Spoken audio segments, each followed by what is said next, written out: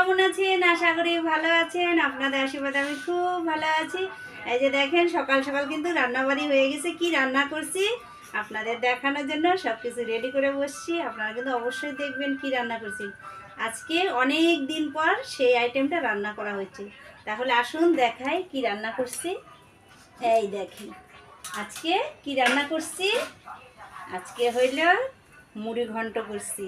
দেখছেন, অনেক দিন আগে একদিন করছিলাম, আবার আজকে করলাম। কারণ হচ্ছে মাছের মাথাটা ঠিকমতো আনাও হয় না, মুড়ি ঘন্টটা বানানো হয় না, আজকে বানাইছি। এই যে দেখেন মুড়ি ঘন্টটার মধ্যে মশলা কি কি লাগে আপনারা তো জানেন, কিন্তু আমি তবু বলি। এর মধ্যে পেঁয়াজ বাটা, রসুন বাটা, আদা বাটা, লঙ্কা বাটা, আর হলো নামানোর আগে একটু শাহি গরম মশলা দিছি। এই দেখেন, দেখছেন মুড়ি ঘন্ট কিন্তু একদম শুকনা শুকনা।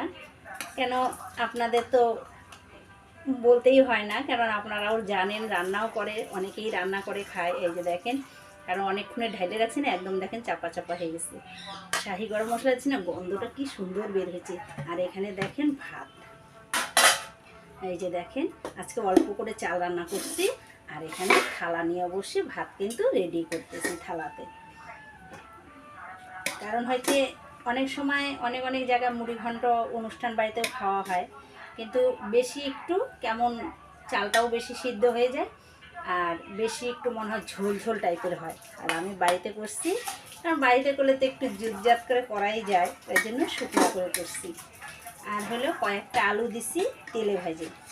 মুড়ি ঘন্টাতে আলু ছাড়াও করা যায়, কিন্তু আমি আলু দিয়েও করছি, কারণ আলুটা দুই একটা ভাজে দিলে পরে না আলুটাও খাইতে টেস্টি লাগে। ভাজলে চাপা চাপা হয়েছে। এই দেখেন রেডি করলাম। এখন মুড়ি ঘন্টটা থালার মধ্যেই দিয়ে দেবো। আমরা তো বাটিতে বেশি খাই না, থালাতেই খাই, কারণ বাটি বুটি। এই যে দেখেন একদম শুকনা শুকনা করে রান্না করছি। আমার ভিডিওটা ভালো লাগলে লাইক শেয়ার কমেন্ট অবশ্যই করবেন, ফলো করতে ভুলবেন না, ফলো একটু বেশি বেশি করবেন।